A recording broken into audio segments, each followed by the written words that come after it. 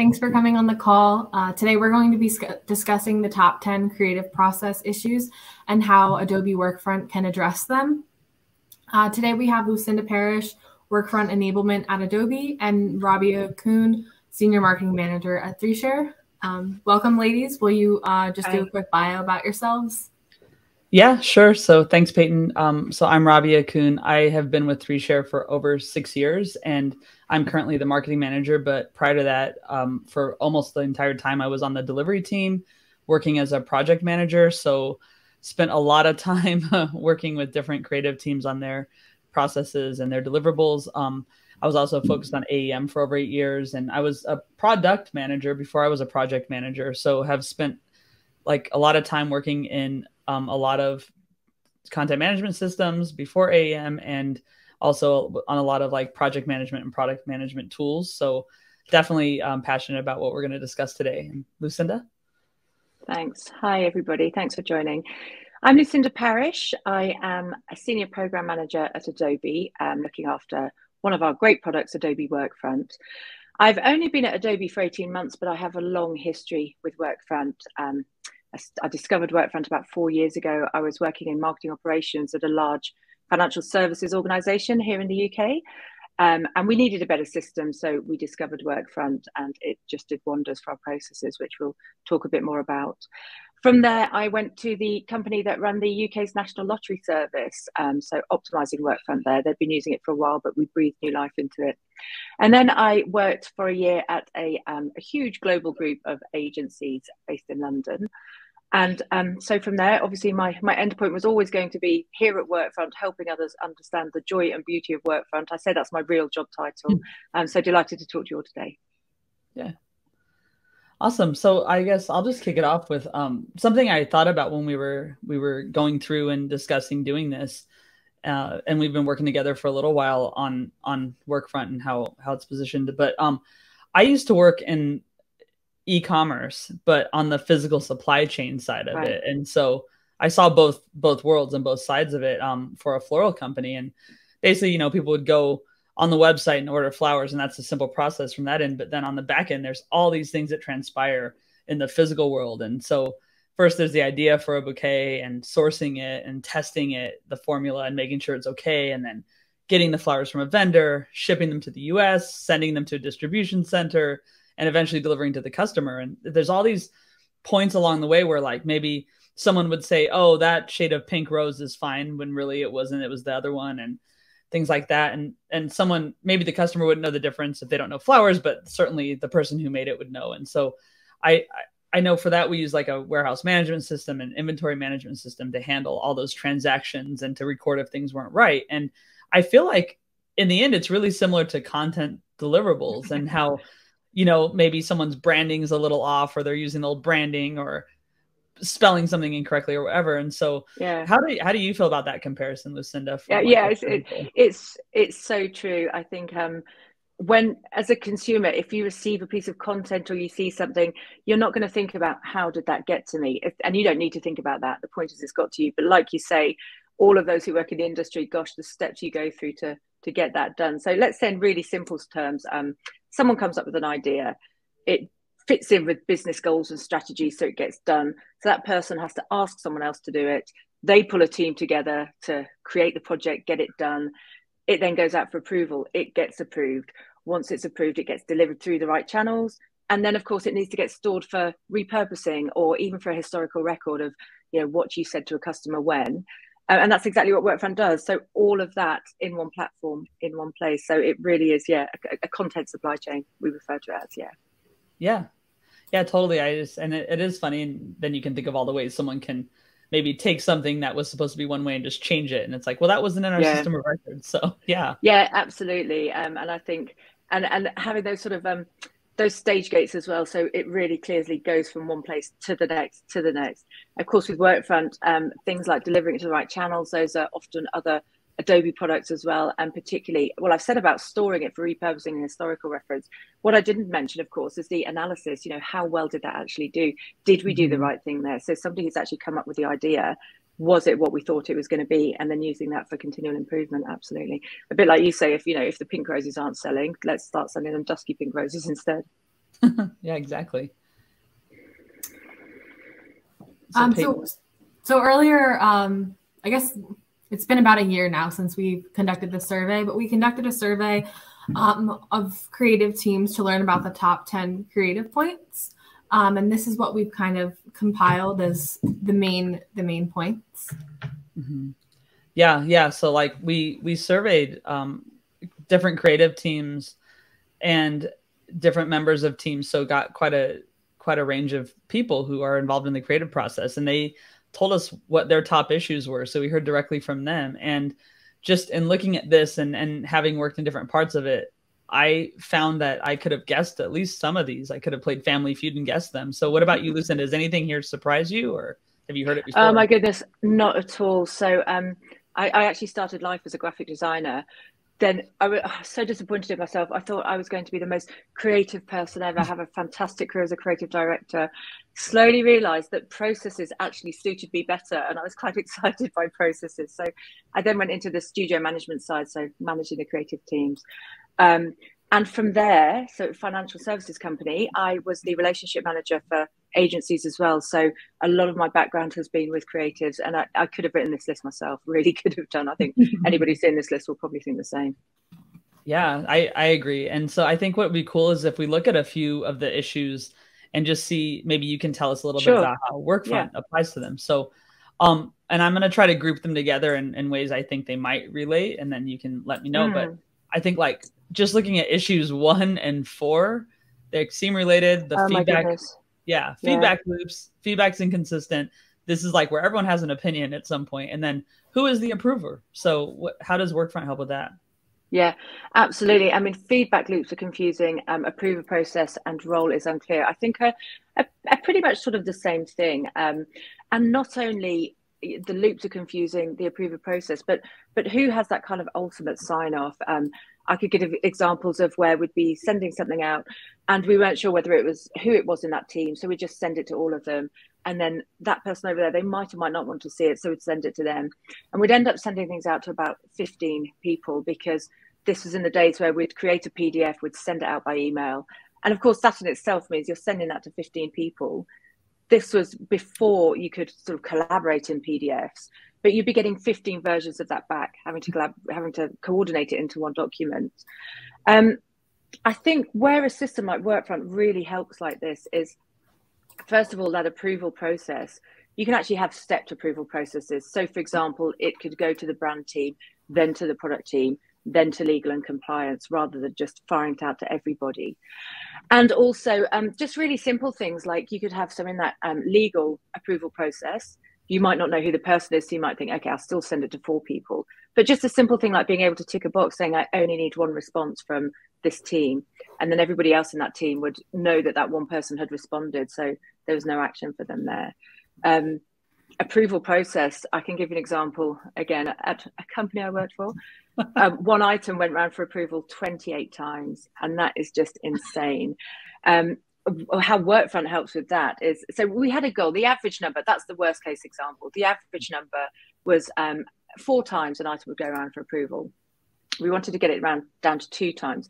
If you think about it, somebody should see something, look at it thoroughly and make all their comments, and then see it again and check that all those comments have been made, and that should be it. But because everything was going out at the same time, you'd have to coordinate, well, you know, Bob from product said this, so Jackie in compliance, and you'd have to start that conversation. Again, not unique to Workfront Proof now, but being able to collaborate in one document in real time really helped with that. So our goal was to get it down to 2. We managed to get it down to 3.5, so definitely heading in that right direction. And that was just in a period of 12 weeks after launch. The other great things are you've got everything in one place, so a single source of truth. The other great thing about the single source of truth is the automated approval, automated audit trail as well. Again, in financial services, you had to be able to say who said what, when, why. All that was done behind the scenes for you. But I think for me, one of the absolute game changers was having all our agencies connected in the same place. So when we were working on a campaign, we could have our creative agency, our social media agency, production agency, all in the same project. Apologies, I thought that might happen. I'm sure we're all used to dogs when we're working from home. So what would be great was it stopped the marketing manager or the creative having to chase this agency to give something to that agency, and that agency saying, oh, we rang them earlier, and go to that agency, did they ring you earlier? Complete visibility, so everything in one place. Just some reassurance around that as well. In Workfront, you do have security systems in place as well, so you could have a task, for example, where all the agencies can collaborate, but then you could have a task which is just specific to that agency, so they've still got that confidentiality as well. But I think, gosh, if we are able to nail, and I mean us as an industry, if we're able to nail that approval process and feedback loops, gosh, what a wonderful world that would be. Yeah, absolutely. And just having that audit trail too, because as much as maybe we don't want to have to talk about that, there are times when someone will say that they didn't approve something or didn't agree or whatever, and you're like, yeah, but you did. So Absolutely. It's helpful to have that, but also, yeah, just helpful to know kind of maybe, you know, later it gets passed to someone else and they might want to just go back and ask a question. They know who to ask and they don't have to start that whole cycle. Yeah. And I think to go even further from that, so in financial services, obviously you're heavily regulated by a number of governing bodies. And you could have a situation whereby they could approach you, the governing body, and say, okay, we want to see this campaign that you launched. We want to see all the evidence that what you said was correct. And so we would have to, and they'd give us maybe 2 weeks, 3 weeks to do that. And that would literally be right, stop everything. We've got to gather everything together. And we would have it in place, but it would be on shared drives in emails. There might even be Teams conversations. You would have to ask the agency to send documents. When we switched to Workfront, we had an internal audit team who would once a quarter just check that we were all prepared for these should they land on our desk. So we'd have to do the same thing every quarter, bundle up all this information and supply it to them. What we did was we worked out a great report in Workfront that just highlighted. So when we started a job, we identified whether it was a financial services promotion or not. If it was, it went into this report, and then it was grouped by product, by content type. So what we did was we just gave this department that report and access to Workfront, and they could just go in and do it all themselves. So across the board, the amount of time that saved was just incredible. And I know we're going to talk a bit more about lack of room for creativity, but just, you know, lack of time, lack of room, etc. It just got rid of all of that. So yeah, and that was actually one of the things that we weren't expecting from Workfront. You know, we're like, hold on a minute, if we can see this here, they could see that there. So it was fantastic. Yeah, that's one of those features that you didn't know you needed, but someone built already. Yeah, that's great. Yeah. I'm thinking now of clients like pharmaceutical clients would have a same thing, same need in their industry. And also just like, no one having to become a, digital forensics expert to do this. So absolutely. Yeah, that's it completely. Awesome. Well, why don't we look at two more just from the top? So like requests coming from too many places. That's a personal pet peeve of mine in general. Payton, I work with Payton a lot, and she knows that is a pet peeve of mine. And then also priorities that are conflicting or not clear. So how's Workfront help with that? Yeah. Requests coming in from too many places. And not only that, how they come in. So again, the amount of sort of peer-to-peer events that I've been at where we start talking about the briefing process and we could all talk for hours about it. Again, a bit like I said about the approval process, if we can nail that briefing process, that's a game changer. One of the things with Workfront is you can create your own brief form using custom fields just to actually get that information right. You can make fields mandatory, and then of course it's all in the system. So what it means is there's no way someone can get that brief form to you unless they've filled out all the information. We tend to use a lot of things like drop down lists, multiple choice, etc., to really encourage that as well. So the less opportunity you give people to input their own information, the better it becomes. That said, of course, we're talking creativity here. So there is a huge space that says, tell us actually what you mean. And that's when the creativity starts flowing. And once that brief comes through the system, the person receiving it can, approval decline is too strong a language. We would kind of call it good to go to next stage, or we need to talk to you about this. So again, the person who sent that brief through, if it was all straightforward, they'd just get a notification saying, yep, that's good, we're on it. Or again, in Workfront, you can start that chat. So it's all in situ where you receive the brief form. But of course, you'd end up in a positive way. You'd end up in the old days having a meeting, or well, these days still a meeting, but on screen, just to really nail through that detail. And we really found that improved the briefing process, really getting it right first time, which of course is 100% the goal. But I think priorities and conflicts are not clear as well. We would be really guilty, the production agency that I was responsible for, we'd be really guilty of, and I think a lot of people are like this, you're asked to do something, so you do it, you know. So we started to assess, of all the briefs that were coming in, which ones should we be focusing our time on, and what percentage of time. And as we started to use Workfront, we could actually run a report that was saying, so for example, we wanted to spend 80% of our time on campaign work and 20% on ad hoc work. And we looked at the split and it was much more 60-40. So we started to look at all the briefs that were coming in on ad hoc. And it was almost quite shocking when we realized some of them could definitely have been pushed back. Some of them certainly didn't need to have been done at all. But we didn't really have the tools or metrics in place to be able to do that. So we were then, so from that, we then looked at putting a sort of prioritization form behind the brief form. So for example, if we'd have questions like, this is in line with business strategy, there's an error on something, it's got to be amended, and there'd be a scorecard. So automatically that score was coming through. So it just really helped prioritize those items. Because again, we know, you know, somebody's priority over here isn't somebody's priority over there. So just getting that all aligned. And the amount of time, so from when the brief was received to when we could actually start working on it, went down from, I think on average, it was normally about 5 days by the time it had come through, being able to get a hold of that person, being able to get the right information. And that went down to 3 days because on average, most of them were going straight through. And of course, the other thing is the brief is in situ. So you've got no chance of somebody using an old brief form or somebody just repurposing a previous brief form. So yeah, that was something that really just gave back time for creatives to actually be creative. Because of course, you get given the brief, it's very rare that the deadline will move. So if you're having to spend 5 days at the start, faffing about, if you like, that's squeezing time further down the chain, which, as creatives know, is generally the creatives. Yeah. And it sounds like, too, you guys were able to take the subjectivity out of some of the prioritization and really make it more objective with your scorecards. I really like hearing about that, too. Yeah, exactly. I mean, of course, there's the ones that come from, you know, sort of C-suite or executive. I mean, they just went straight to number one, you know, they were just done. But like I say, you know, you might get instances where someone are like, oh, I think we should probably refresh that and change the image on it. Okay, why? Well, it's been out there for 3 months now. But, and so that was no longer accepted. It was kind of, okay, have we had the feedback? Have we analyzed how well it's performing to make that change? So it was great. Yeah.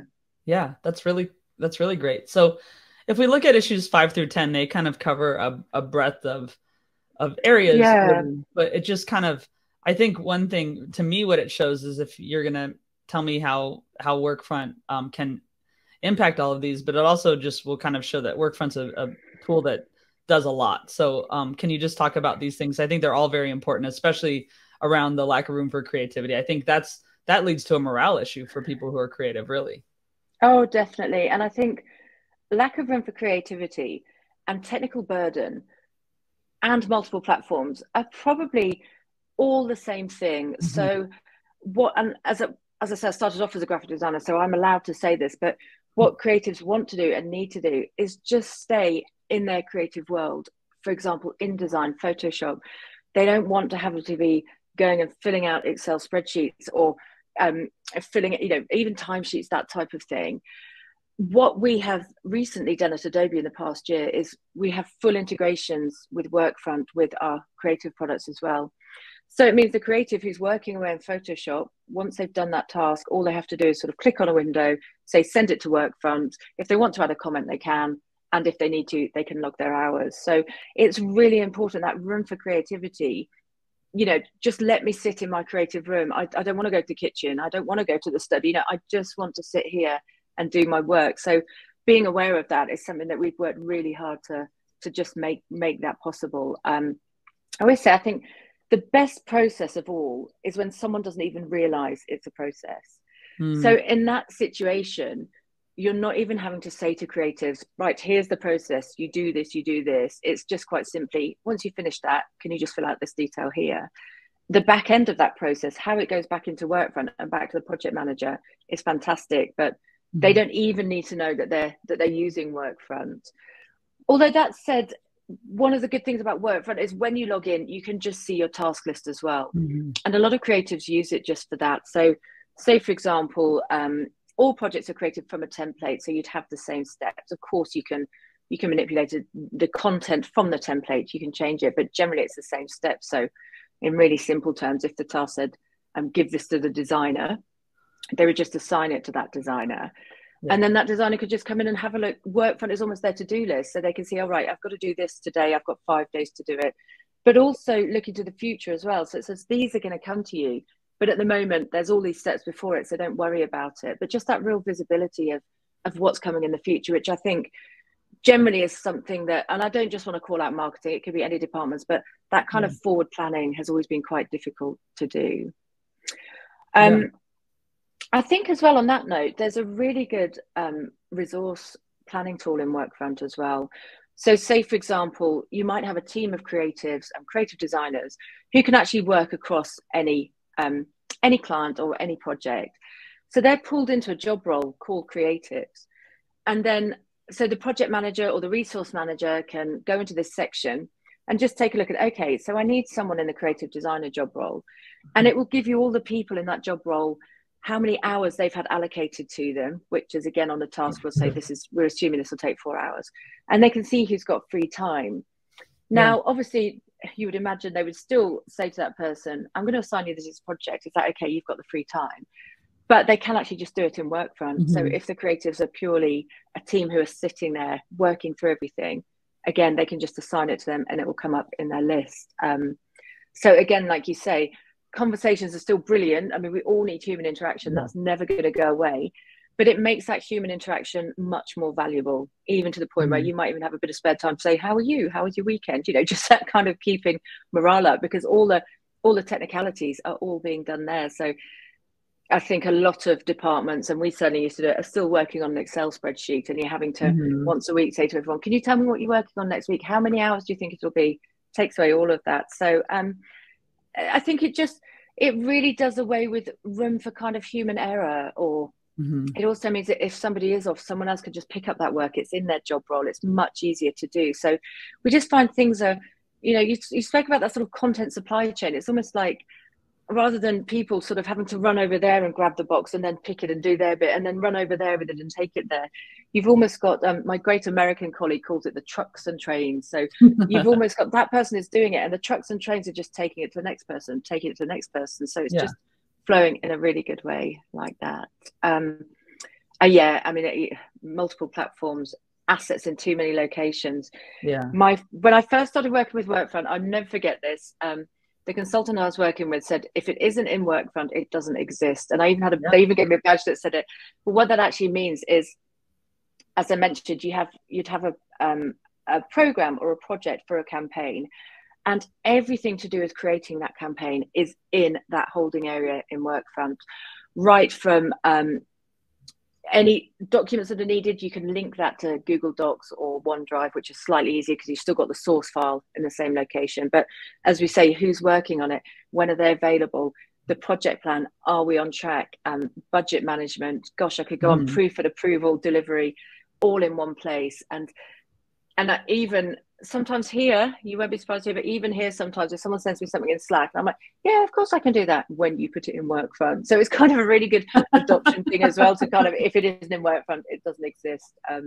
And again, getting that briefing process through Workfront in the early days, if someone would send us a brief by email, again, we'd be like, of course we can work on this, but you need to put it through Workfront. And it was kind of, we were slightly softer than that, but just pushing people in the right direction was fantastic. I think, again, you know, and so sort of looking at not enough time to complete work, just taking out all that manual process. In the marketing department I was in, we had, if you like, people who were operational and people who were strategists, but there'd be more strategists, but working on the campaigns as well. But they weren't able to, they were just operational, because it would be a real all hands on deck approach. What this actually did was give back time, so people were doing what they were meant to be doing and what they were best at. I could carry on, you know, with all the stats, but just we saw some. Actually, if you don't mind, I will just give one stat. So before we launched Workfront at the financial services company, we didn't have a benchmark in place. So all I could do was go out to the team with what I called a state of the nation survey. And it was, how long do you spend in email? How long do you spend doing this? And all of these went right down. My favorite one was, we said, how would you rate our own processes out of 10? And the average was 5 out of 10. 12 weeks after launching Workfront, and this wasn't leading the witness in anywhere at all, ran the same survey, and that had gone up to 7.5 out of 10. Great. And that was purely in 12 weeks. So obviously I'm not still there now, but I would imagine that's just gone up and up. And I do know I'm still in touch with a lot of people there. The way they're just pushing and expanding Workfront is incredible. So we talk about land and expand. It does, you might start off with one workflow, and then just opportunities, it just gets bigger and bigger and bigger. Yeah, and kind of, I almost want to make a GIF of you saying, well, why not put it in Workfront? Because it's just kind of. Please do. I should, because I think when you are trying to get people to use a tool, and then you start making exceptions around it, it's not gonna, then people will find the exception. But if the tool's there and people know to use it, and it starts working for them and making their lives easier, they'll just keep using it, I think, Absolutely. And the other thing is, when Workfront is set up, it's based on the different personas. So obviously what the traffic manager needs to see is very different to what the creative needs to see, exec level. So I often describe it as, if you think of Workfront as this huge forest, so there's so much going on in there, and there's all these different paths through the forest, but the traffic manager only wants to go from A to B. He doesn't care less about anything else over there. The creative, she only needs to go from B to C. So again, we just strip out everything else. So although you're not even aware you're going through this huge forest, you're just going on this walk that takes you from your start point to your end point with no distractions along the way. Yeah. Well, and I guess that makes me think, I mean, you're talking about a lot of options, because you can have the personas and roles that you need to understand, and then you can customize the tool. And we talked already about customizing the creative brief form, and even the language around like the statuses. It doesn't have to be like, rejected, but could be friendly or a nicer way of looking at that. So just, this makes me think about if someone's looking at putting a change in their organization. And certainly I've done quite a bit of change management, either with teams I've been on or that I've been working with otherwise. And I found there needs to be real involvement from stakeholders, and real involvement from someone who's going to understand the needs of the team and all the different team members, and integrating those into the process. And so I think the most successful, we switched to Agile at one company I worked with, which I couldn't believe we weren't Agile, but that's fine. And at the time, right? Because everyone was talking about it anyway, but we weren't doing it, certainly. And I think it was helpful to have someone outside the team to help with that. And with Workfront, with all the configurations you can do and everything, people might get overwhelmed and just think there should be an implementation partner to start things off for them. Yeah, absolutely. What do you think teams should look for in an implementation partner? It's a really good question. I think, so Workfront only became part of Adobe just less than 2 years ago. And the reason Adobe wanted Workfront was because, as I said, they had all these amazing products, but nothing actually linking it all together. So rather than develop something themselves, they realized that Workfront was the leader in that, which was a fact. So they brought in Workfront to do that. And the opportunity with Workfront now is, of course, it works as a standalone product. So that kind of process that I spoke about, asking for something to be done, it getting approved, being done, getting approved, out the door. But of course, one of the real beauties is how we are integrating with the other Adobe products. So I gave examples about Photoshop, InDesign, but of course, Adobe, our asset system, so AEM assets, that's now fully integrated with Workfront. So what that means is, if you're amending an asset, it sits here, you pull it into Workfront, you do it, and then you put it back on top of itself as a version. Or of course, if you're doing a new asset, it just goes straight into the right place as well. So I think it's really important to look for a partner who obviously knows Workfront, but also the whole Adobe ecosystem, so they can really help with those opportunities. So you might have a customer who's already working with AEM assets or storing everything in the DAM there, but it's actually being able to say to them, okay, so you're going to do Workfront, but then here's how it can link to that. So really helping connect those dots to have one central system based on Adobe products.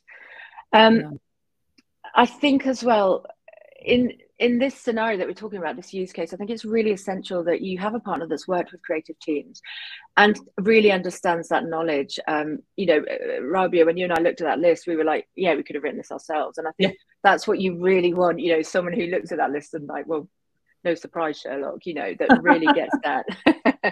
And I think also just helping to sort of implement and those processes, put them in place, but understanding the world. So again, things I said about the creative not even wanting to know it's a process, just tell me where I hit that button. But then of course the project manager is really going to be thinking, okay, well, here's my process, but it branches off there, it branches off there. If you look at, like, you know, sort of the RACI model, who needs to know what, when. So I think really understanding those processes. And also looking at discovery is so important. So how are you doing things at the moment? And how is that going to fit in Workfront? So like anything, if you put rubbish in, you're going to get rubbish out. So if parts of your process aren't working well, let's address all of that before we start putting it into Workfront. And I really just think someone who's outside of the organization as well, when I was first working with Workfront and partners, it was just really interesting to have that fresh pair of eyes who could sort of challenge in the way that perhaps when you've been in an organization a long time, you do become, I don't want to say institutionalized, but you're so used to doing things the way you do it. Sometimes having someone saying, why don't you do it that way?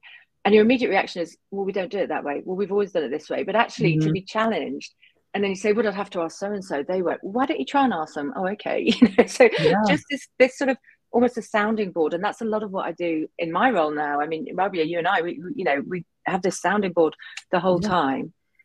What else? I think also a partner that can actually ring fence a dedicated team for you. So, you know, I spoke about job roles and having a pool of creatives that can just come in and out. I think this is completely different. You want to be working with the same people from the beginning to the end.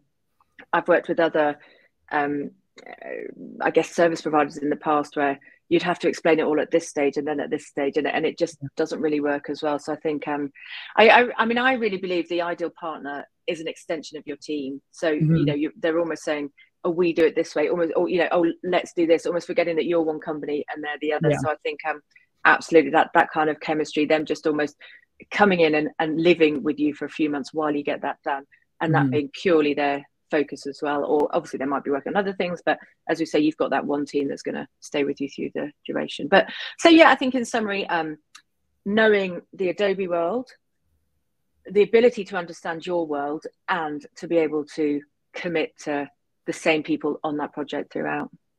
Yeah, that's great. And yeah, just in my experience, like having been on longer term projects on either side of it as a client or as a consultant, I think it is, everything you said makes sense. And especially ended up being part of the team, because I think that helps you have empathy, like a functional empathy for the different roles, and then understand. So cool. Yeah, I mean, and I think in the old days, I would certainly, you know, get a partner who will come and sit with you sort of 3 days a week. You know, and this is when we were all Monday to Friday, 9 to 5, and then the rest after 5. But I think now that there's a lot of hybrid working, I think it's really critical to get together as well, you know, maybe sort of 1 day a week. And I still think we've all got used to this hybrid world. Let's not just say it's post-COVID. A lot of it was going that way anyway. I think COVID was just accelerating. But I still don't think you can replace getting into a room, sticky notes, whiteboards. You can't do that on screen. But I think, you know, we have to make the best of what we've got. So I think definitely kind of regular. I'm a big believer in sort of daily stand-ups, or even every other day stand-ups, just to sort of check in how we do, just to really keep that momentum and rapport going, I think is really important. Let's face it, when we're working on implementations, I know, you know, you start off and you're really excited and we're going to do this. And then you actually start doing it and it's like, oh gosh, you know, and you can have a bit of a dip, and then you're like, okay, I get it. So you go back up again, but then you're coming towards launch and not ready. So I think just to have that constant kind of, you know, let's be not ready together. Let's say we're having a rubbish day together, or wow, actually, let's look back at what we've done, is really important. Yeah, great. So I think now, I mean, it'd be a good time for Q&A. I don't know if any questions came in, Payton, or anyone has them now. Yeah, if anyone wants to ask a question, you can go in the question tab or the chat tab, but we did have some come in during the presentation. Awesome. So the first one was, what would you advise to do if people don't want to work with an implementation partner and just want to do it themselves? Right. So you mean if they want to, right. So they don't want to work with a partner. They just want to use their own in-house skills, etc., to get Workfront up and running. A really interesting one. So I've done both. I would say, gosh, if you're going to do it yourself, be prepared. It's a big challenge.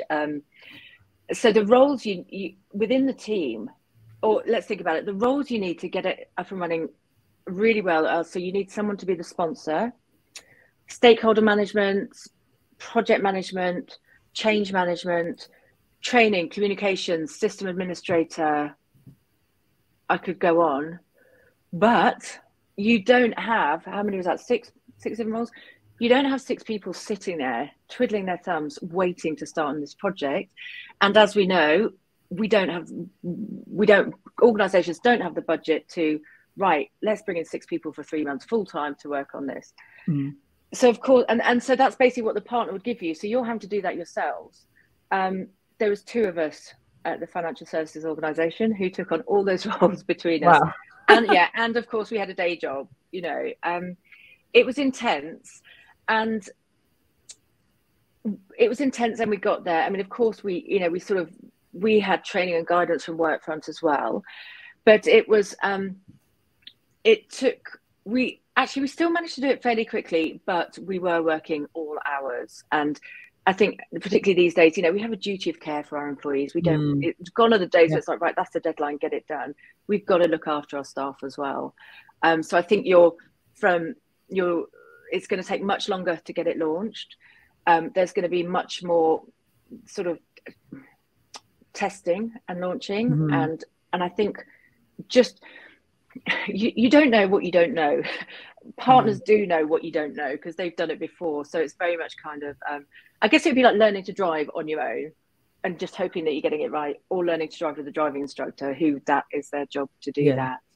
I think also just sort of, I think sometimes there's sort of credibility within the organization. So you're kind of saying, I think it should be done by like this.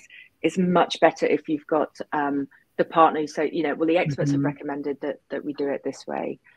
So I think definitely lean on the experts. It does mean, you know, as I say, just trying to identify everything yourselves is quite difficult. Yeah. And we did just have a question come up in the chat. So how does the licensing work with Workfront in relation to the AEM licensing? For example, like the number of users to a tool. Yes, so they're separate licenses. Within Workfront, you don't need a paid license for everybody who's going to interact with Workfront. So the people who are actually doing things in Workfront, so the project managers, people who are working on projects, they actually need a paid license. But all the people who are just asking for things to be done don't need a paid license. And the group that you're circulating to for sign off don't need a paid license either. So for example, on one of my implementations, we started with 1,000 users on the platform, but around 250 of those were paid. Because again, if you think about it, you've got so many different people that you need on the sign off group, but you might just have, you know, you might have one person who only needs to approve something every 6 months. It'd be really difficult to have a license for that person when they're not using it daily. If so, the licenses are separate to AEM. So yes, you would need a license for both.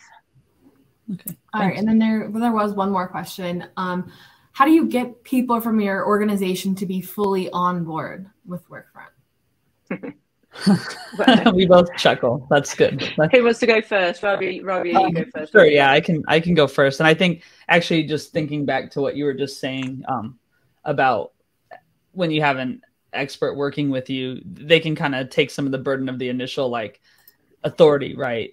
Versus it being someone in the organization. I know for me, just getting people to fill in a Google form has been impossible. So, you know, I think though, like with this process that involves so many people, get the process and the implementation understood and aligned. And so if the process isn't working, it's not going to work because you apply it to a tool.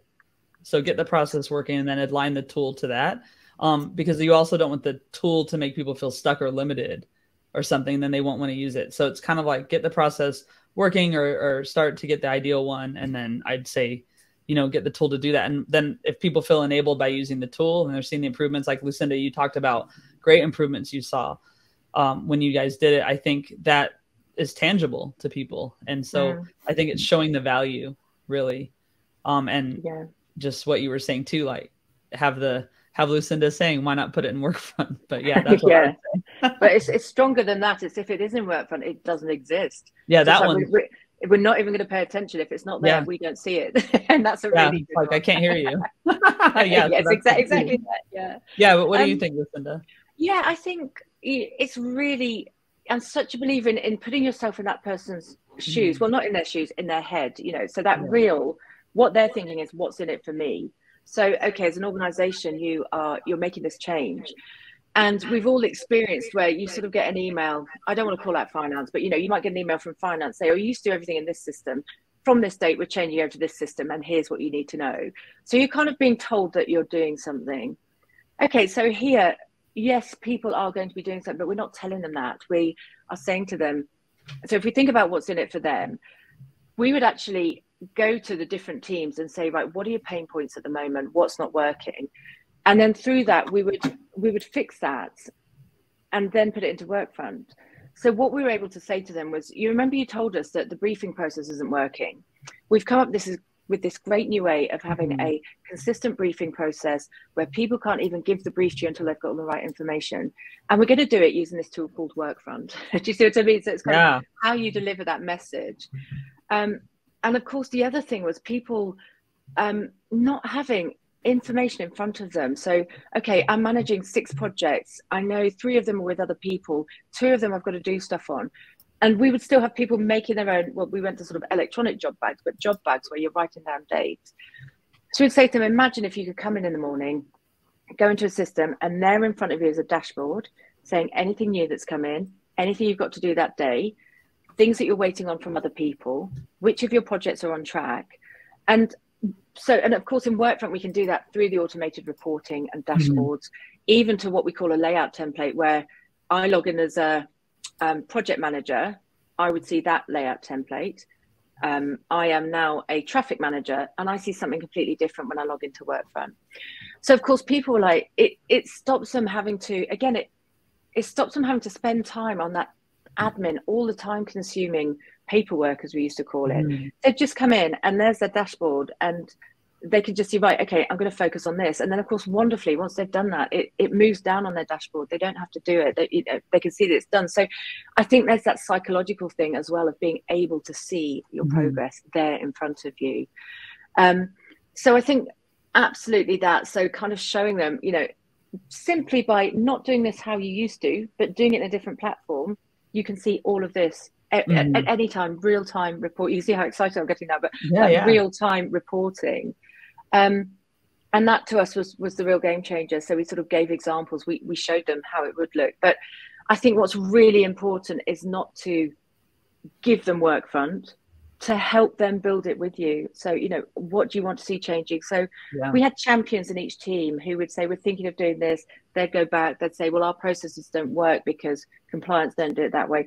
So they're given a seat at the table, and you have to have them have that seat at the table because, again, what we don't want to do is not listen to people or just give them what we think would be right rather than what they actually need. And I'll give you a great tip. I worked with a wonderful person who'd been in the organization for a long time, very set in her ways. She's a very good friend of mine, so I can say this, but very sort of set in her ways, and beard change, still did everything on paper on her desk. I actually got her on board as one of my champions because I thought, in the nicest possible way, if I can win her round, I can win anybody round. And I don't mean me. I mean, if Workfront can win this person round, it can win anybody round. She was absolutely fantastic because she'd been given that opportunity to say how things should be. She still wrote everything in paper. On paper, that was her choice, but she did it in Workfront. And of course, what was brilliant was she was then saying to the rest of the team, well, when I do it in Workfront, it's like this. And they're like, oh my goodness, well, if her name wasn't Jane, but let's call her Jane. Oh my goodness, well, if it's working for Jane, it's going to work for me. Yeah. And then what's really lovely is, so as I mentioned, we give people reports, but what you can actually do as well is create your own report. And that isn't visible to anybody else. It's just you. system administrators had visibility of everything, but again, another person who was very difficult to win round. I went in and saw that she'd actually created 3 or 4 of her own reports. So that's when you know it's worked, because they're not only using what you've given them, they're developing that themselves. I'm talking quite a lot, but the last thing I'll say is just communicate every step of the way. You know, okay, so what we did was we had a firm launch date, and that date was not changing. And I would say the only reason you should change your launch date is if your IT system isn't ready. But what we didn't do was actually commit to what we deliver on that date. So we had a list of about maybe 8 things that we really wanted to do on that day. And to cut a long story short, I think we went live with 6 of them. The other 2 went into phase 2. But it was only about 2 weeks before, it was about 4 weeks before we committed to senior management what we were going live with. But then it was only about 2 weeks before that we said to everybody, on this day, you're going to start briefing through Workfront, and you're going to brief your agencies through Workfront. And then we started to do the training. So everything really kind of in situ. Oh, and of course, the other brilliant thing, you have to have a launch party. We were lucky. It was back in the day where we were back. Well, ours was very civil. Coffee and cakes up in the canteen at 10 a.m. in the morning, did a bit of a talk, had Workfront people there. We can create virtual events. There's great things you can do with virtual events. So I think just really creating a bit of buzz, a bit of hype around it. And then, of course, letting people see the results as well. So that metric that I shared about our own processes going up from 5 to 7.5, sharing that with the users as well. So there's a lot to be done with. It's more than a full-time role, you know, change management, engagement, adoption, but it's when you crack it, it's so worth the investment. Yeah, that's great. And I think around the communication too, that's important. I mean, Payton and I, one thing we've started doing is kind of publishing more about like different things, just about what marketing efforts are doing, and showing people like in the organization, like we're asking you to amplify, but this is the result, and things like that. Right. And so I think it's very similar, just communicating and being transparent, and Workfront contributes to that on the project level. So that's cool. Absolutely. Do we have any more questions, Payton, or are we? There is one more. Someone's asking if there's like a video tutorial of how the system looks and feels. If we could send that to them after, is that available? Yeah, absolutely. I mean, Rabiah's got access to that, so you can send that on, but definitely I can help pick out the right ones. But yeah, and it's a really good question. We have a lot of, endless information. So another thing that we kind of do is we feed all this information to our partners, so that eventually they can sort of be self-sufficient, or, you know, obviously we sit here kind of behind the scenes, but there's just a constant, endless information. So that's a really interesting question. And yes, I think, of course, Workfront could help you if your system's clunky. I replaced, when I first used Workfront at the financial services organization, we had a system. It was clunky, but it did what, I shouldn't say that actually, it did what it was designed to do. It can do everything we needed it to do. So again, rather than try to get them to develop that, which we did look at, it was a bit like, let's just get the experts in. So. Sure, yeah. And we on the blog, we have about 5 blog articles, and 4 of them have video demonstrations to a very specific features. So Rebecca, we'll make sure we get that to you, and what Lucinda was talking about too. Thanks for the question. No worries. Any more questions? I think that was, oh wait, there was one more that just came in. Oh, this is exciting. How did you determine what the list of 8 things you wanted to do with your launch? How did you determine like the must-haves and the nice-to-haves, that kind of thing? Yeah, really good question. So a lot of it was based on where are the biggest blockers in our process at the moment? So what is going to have the biggest impact, first of all? And it was around the briefing process. So how marketing received briefs from the organization, and how we briefed our agencies. So that was absolutely critical. From day one, we wouldn't receive, well, actually, we gave people a month of sort of both processes where we were quite nice to them, but a month after launch day, we were very firm. But absolutely, if you want to brief us, you brief us in Workfront. We briefed our agencies in Workfront as well. And we went further than that. So again, with our production agency, this was no criticism of the organization or the agency, but again, just information coming to us giving information to them, where, how. So what we did as well was that was the front door between the organization and the agency. So anything we gave to them went through Workfront, and anything they gave back to us came through Workfront. How they did it behind the scenes was their processes. That wasn't for us to get involved in. So they would give us the asset back through Workfront. Any costs would go through Workfront and the approval. Sorry about my wobbly camera, but and then the approval process as well. So straight away with Workfront Proof, we went live with that. So we really determined the must-haves in line with where were we wasting time. And again, so that approval process, because we were working with a production agency, every time it went back, there was a cost associated with that. So if we could get that down from sort of 8 amends to 2 amends, huge cost saving there. Project plans. And so within Workfront, you have a template for a project. So every time you're doing a campaign or an ad hoc piece of work, you follow the same template. And consistency was an issue as well. So things were meeting the deadline, but everybody was doing it a different way. So that was really difficult for the departments we were working with. So for compliance, somebody was sending it that way, someone was sending it that way. So again, it's really thinking about not just you as a department, but the departments that you're working with on these projects. So the template was great. So a request comes in, converted into a project, there's your template, which is literally your project plan. So for example, receive the brief, approve the brief, add the assets, brief the agency, and you tick them off as you went. But of course, the other great thing with that was it was working as a checklist, or if you had new starters, it meant briefing them was much easier. So the only way we could start to identify where we were wasting time or where we were being super efficient was by putting things into these templates. Because we would put, so say for example, brief the designer, that might take 2 hours if it's an extensive brief. So you're going to obviously give them the brief, but then you're going to sit down and talk it through. But you need to allow 5 days for that, because as we know, something lands on your lap, the designer might be busy, you might be. So you've got to have that amount of time to forge that meeting or get that in place. And so after we'd done a number of these projects with templates, we were able to look at, well, actually, is that taking 5 days or is it taking 3? So we could look at what were we missing. And again, so what was meaning the project wasn't on time. So really starting to be able to assess those bottlenecks, which was really critical. And it really was one of our sort of our goals was to actively collaborate. And we weren't doing that particularly well with other departments or with our agencies. So just having that real sort of visibility, transparency, and collaboration in one place was a goal as well. So to give you an example of some of the things we didn't go live with on day one. So within the marketing department, we had different teams. So for example, literature, social media, sponsorship, campaigns, events, I could go on. And as we were getting closer to launch, we realized that the process to sponsorship was really different and involved a lot more stakeholders.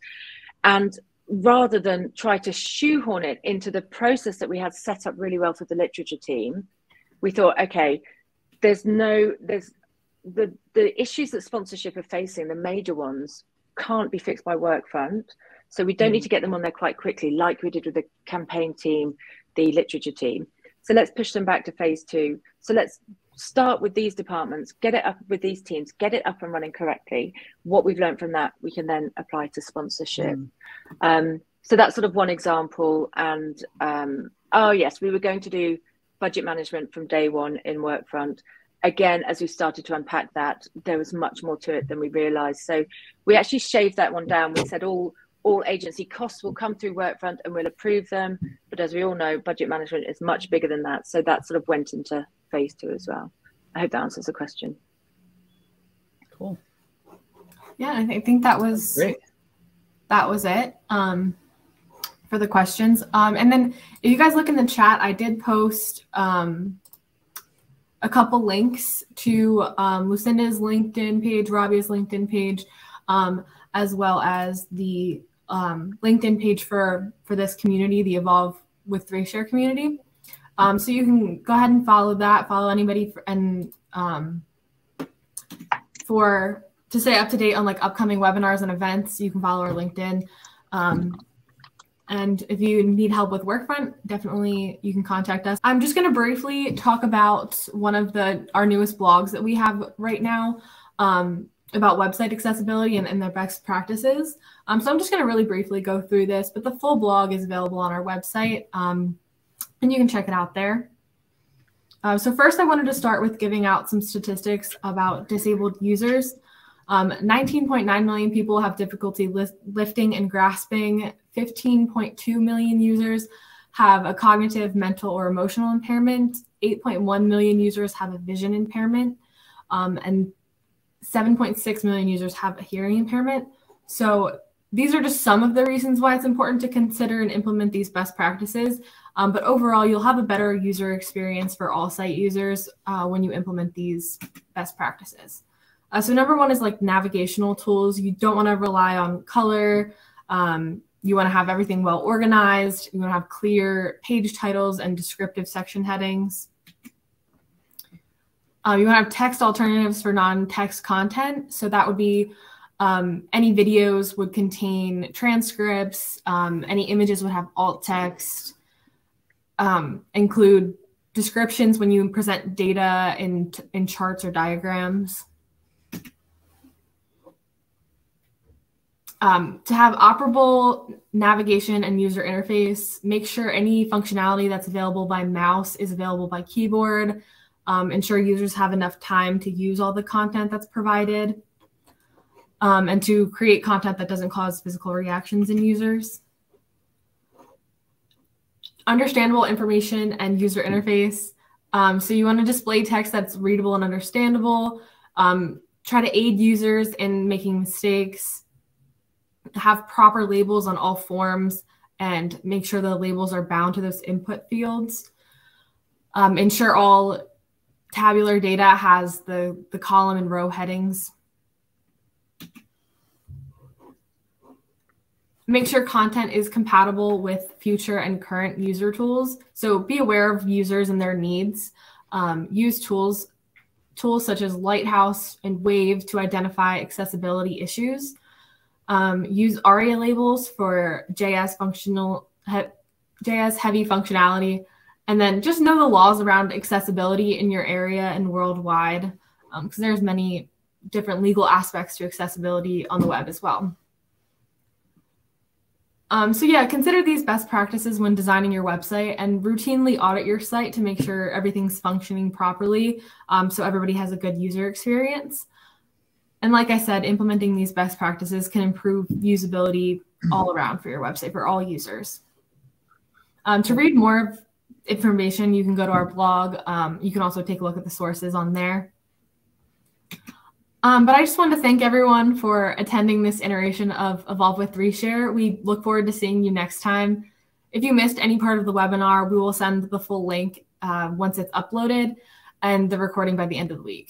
So feel free to forward to anyone that may have been interested but unable to attend. Cool, yeah. And thanks to Lucinda for joining us. This is really awesome to have you. Well, thank you for giving me an opportunity to talk about my favorite subject. Really enjoyed it. Thanks. Cool. Thank you. All right. Thank you, everyone.